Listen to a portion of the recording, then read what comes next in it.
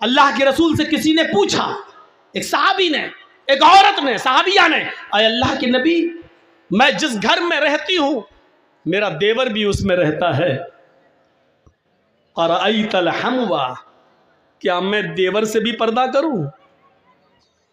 और सुनो नबी ने जवाब क्या दिया, और अईतल हमवा, क्या मैं देवर से भी पर्दा करूं? तो अल्लाह के नबी ने फरमाया, देवर से पूछ रही हो? छोटे भाई की बीवी, यानी छोटे भाई, शौहर के छोटे भाई से ना, क्या? हाँ। तो अल्लाह के नबी ने क्या कहा, हमउल मौत, अरे वो तो मौत है। और नबी ने क्या जवाब दिया, तुम ये पूछ रही हो क्या देवर से भी पर्दा करूं? हाँ हाँ, वो तो मौत है। मौत का मतलब समझ रहे हो? मोहल्ले के कुछ लोगों से अगर बेपर्दगी हो जाए तो चलेगा। चलते चलते रास्ते में जा रही हो, गांव का कोई आदमी तुम्हें देख लिया, एक नजर जल्दी से पर्दा गिरा लिया, चलेगा। थोड़ी बहुत बेपर्दगी दूसरे लोगों से हो जाए चलेगी, लेकिन देवर से बिल्कुल नहीं। अलहमुल मौत, देवर तो मौत है भाभी के लिए, देवर तो मौत है भाभी के लिए। ये हदीस जब मैं पढ़ता था तो बहुत से लोग कहते थे, मौलाना आजकल जॉइंट फैमिली है, लोग ऐसे रहते वैसे रहते, कैसे हो पाएगा? लेकिन इसका नुकसान मैंने उस वक्त देखा जब एक बार मैं सऊदी के सफर पर गया था, और वहां यह हादसा जब मुझे लोगों ने बताया तो बड़ा अजीब लगा कि अल्लाह के रसूल ने जो देवर भाभी का पर्दा बताया वो कितना सटीक और कितना सही है। वहां एक अजीब किस्सा सुनने में आया मेरे जद्दा का, कि जद्दा में भोपाल का एक आदमी टैक्सी ड्राइवर था। दोनों भाई वहां पर टैक्सी चलाते थे, एक भाई रात में एक भाई दिन में। और भोपाल का ये आदमी फैमिली के साथ रहता था। छोटे भाई की शादी नहीं हुई थी, 8 साल 10 साल 15 साल का अरसा गुजर गया। इस आदमी के 4 बच्चे भी वहां पैदा हुए। एक मर्तबा ये शख्स किसी कस्टमर की तलाश में जद्दा में बैठा हुआ था अपनी टैक्सी पर, कि एक औरत आती है, उसका पेट बड़ा था, उसके पेट में हमल था, बच्चा था, और आकर कहती है, एक्सक्यूज मी। इसने कहा जी क्या बात? देखिए मुझे बहुत तेज पेट में दर्द हो रहा है, ये करीब में जो हॉस्पिटल है जल्दी ले चलिए, मेरी डिलीवरी का वक्त करीब है। उसने कहा आओ बैठो। टैक्सी खोली और बिठा लिया और जल्दी से ले गया, और हॉस्पिटल में उसने सोचा चलो, उसने हाथ पकड़कर हॉस्पिटल तक पहुंचा दिया, और वहां स्टाफ ने फौरन इस औरत को लिया और जल्दी से अंदर ले गए। उसने सोचा ये उसका आदमी होगा। ये आंसू बड़े खतरनाक होते हैं, इसलिए पूरे हॉस्पिटल का स्टाफ औरत की तारीफ कर रहा है। क्या है? बिल्कुल से चुप चुप। डॉक्टर कहता है चलो को, अभी तुम्हारी रिपोर्ट सामने आती है, इधर आओ, लाओ डीएनए टेस्ट कर लेते हैं। क्या कर लो? आदमी कहता हाँ कर लो। ब्लड निकाला, बच्चे का ब्लड निकाला। औरत कहती है कि डॉक्टर साहब रिपोर्ट क्या सही आएगी? कभी कभी मशीनें भी गलत रिपोर्ट दे देती हैं। ये औरत बोल रही है।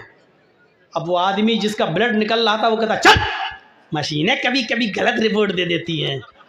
अब जब पोल खुलने वाली हुई तब रिपोर्ट गलत। चुप। अभी दूध का दूध पानी का पानी अलग होता है। इसी बीच अजान की आवाज़ आने लगी। इसने वहीं पर अपने सर का गमछा उतारा, बिछाया, नमाज पढ़ना शुरू कर दिया। लेकिन सोचने लगा यार कहीं गलत रिपोर्ट आ गई तो, कहीं औरत की बात सही ना निकल जाए, कहीं यही रिपोर्ट ना आ जाए कि मेरा ही बच्चा है, तब तो घर में कैसे लेके जाऊंगा? अल्लाह देख तू अच्छी तरह जानता है मेरा बेटा नहीं है, अल्लाह तू जानता ही है मेरी बीवी नहीं है, अल्लाह देख मेरी रिपोर्ट सही आनी चाहिए। 2 दिन के बाद कहा जाओ रिपोर्ट आएगी, 2 दिन के बाद तुम आना। 2 दिन के बाद इसको बुलाया, बोलो क्या बात? हाँ जी, और डर भी रहा है। डॉक्टर हंस रहे हैं। तो डॉक्टर साहब हंसिए मत, पहले बताइए रिपोर्ट क्या आई है। डॉक्टर साहब कहते हैं कि तुम सही कह रहे थे कि तुम्हारा बच्चा नहीं। ये औरत झूठ बोल रही है, तुम्हारा ब्लड इसके ब्लड से मैच ही नहीं खा रहा है। औरत कहती देखिए डॉक्टर साहब मैंने पहले ही कहा था कि रिपोर्ट गलत आएगी, अल्लाह की कसम यही मेरा पति है। आदमी कहता चुप, तेरी पोल खुल गई है, दूसरे का पाप मेरी गोद में डालना चाह रही है, भाग यहां से। डॉक्टर साहब मैं जाऊं? डॉक्टर साहब कहते हैं आप जाइए। उस औरत से कहा, ए बता कौन है तेरा हस्बैंड, नहीं तो अभी तुझे कत्ल की सजा होगी। यहां पर सऊदीया है, ये इंडिया नहीं है। कहती डॉक्टर साहब अल्लाह की कसम ये इसी का बच्चा है, मैं इसकी बीवी हूं, मत जाने दीजिए, मैं किसके पास जाऊंगी।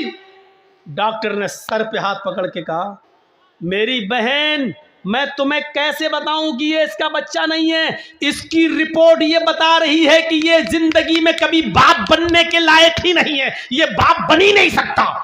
अब वो आदमी कहता क्या डॉक्टर, क्या कि हाँ तुम्हारी रिपोर्ट कह रही है तुम बाप बनने के लायक ही नहीं हो, तुम्हारे अंदर उतने स्पर्म नहीं है, तुम्हारे अंदर उतने शुक्राणु नहीं है, तुम बाप बन ही नहीं सकते हो, तुम्हारे शुक्राणु नील है, जीरो है, तुम बाप नहीं बन सकते। ए डॉक्टर 4 बच्चों का बाप हूं और तुम कह रहे बाप नहीं बन सकता, मैं 4 बच्चे हैं मेरे।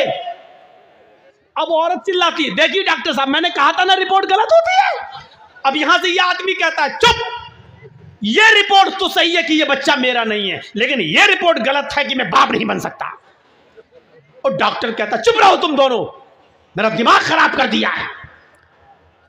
वो कहती इसका शौहर, वो कह रहा मेरा शौहर नहीं, तुम कह रहे हो ये मेरा बेटा नहीं, रिपोर्ट कह रही बाप नहीं बन सकते, तुम कह रहे हो मैं 4 बच्चों का बाप हूं। ऐसे तो रिपोर्ट मेरा केस ही नहीं आया मेरे पूरे हॉस्पिटल में आज तक ऐसा। इसने फाइल उठाई, चल दिया, गाड़ी में डाला, बाप नहीं बन सकता, हट, गाड़ी चला रहा है।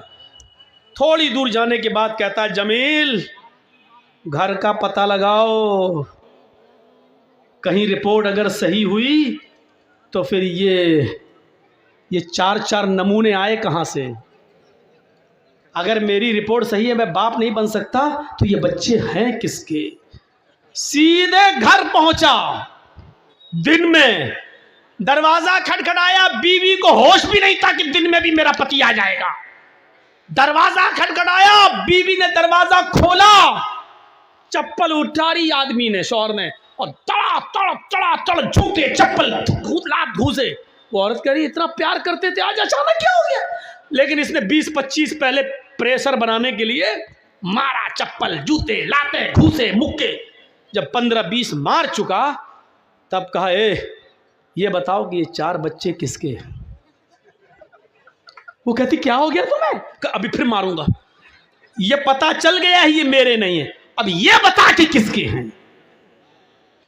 2-4 और दिए। जब उसको तेज चोट लगने लगी तो कहने लगी रुको मारो मत, कुछ कहोगे तो नहीं? नहीं सही बता दोगी तो कुछ। कहा कि ये 4 बच्चे आपके नहीं हैं। फिर कहा देवर के। ये कैसे हुआ? कहा आप दिन में टैक्सी चलाते हैं ना, वो रात में चलाता है।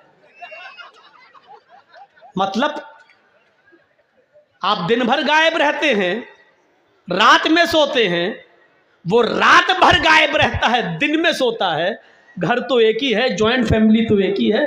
आपसे तो कुछ बच्चे हो नहीं रहे थे, मुझे घर में किलकारियां सुनने का शौक था बच्चा, और जब उससे दिल लग गया तो सारे बच्चे उसी के। उसने कहा यहाँ तो मैं तुम्हारा इंतकाम नहीं लूँगा, यहाँ अगर FIR करते हैं तो अभी तुम दोनों को कत्ल की सज़ा हो जाएगी। पासपोर्ट जल्दी से रिटर्न टिकट लिया और अपने भाई को और बीवी को लेकर भोपाल आया, और भोपाल आने के बाद मीटिंग बिठाई और सब लोगों से कहा कि जब ये बच्चे मेरे हैं ही नहीं तो मैं इनको क्यों पालता हूँ, क्यों रखता हूँ, और इन दोनों का जब चक्कर चल ही रहा है तो इंसानियत का तकाजा ये है कि मैं अपनी औरत को तलाक देता हूँ और इद्दत गुजार कर ये इसके साथ शादी कर ले, जब बच्चे इसी के हैं तो फिर ये इसके साथ रहे। और उसने अपनी बीवी को तलाक दे दी। ये वाकया जब सऊदीया की सरजमीन पर मैंने सुना, पैरों के नीचे से जमीन सरक गई।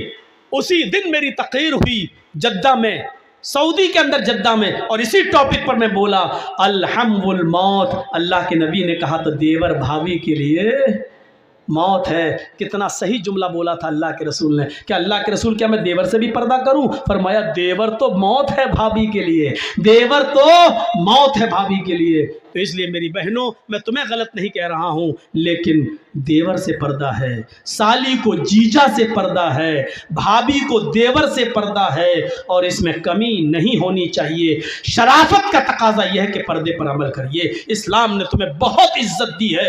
अल्लाह की कसम, अगर तुम बीवी हो तो शौहर को हुक्म दिया जो खुद खाओ वो अपनी बीवी को खिलाओ। कितनी इज्जत है। जो खुद पहनो वो अपनी बीवी को पहनाओ। खबरदार अपनी बीवी के गाल पर कभी थप्पड़ मत मारो। तुमने अल्लाह का कलमा पढ़कर उनको अपने ऊपर हलाल करार किया है, इसलिए फ़इन्नकुम अख़ज़्तुमूहुन्न बिकलिमतिल्लाह, अल्लाह के कलमे के जरिए उनकी शर्मगाहें तुम्हारे ऊपर हलाल हुई हैं, इसलिए तुम अपनी बीवियों के साथ अच्छा सलूक करो। कितना बड़ा अल्लाह के रसूल सल्लल्लाहु अलैहि वसल्लम ने एक औरत को कितना बड़ा मकाम दिया है। अगर औरत बीवी है तो शौहर जो खाएगा वो खिलाएगा, जो पहनेगा वो पहनाएगा। अगर तुम किसी बेटे की माँ हो तो अल्लाह के रसूल ने फरमाया, पूछा अल्लाह के नबी, मेरी माँ जिंदा है, मेरे लिए कोई काम बताओ कि मैं जन्नत में दाखिल हो जाऊं।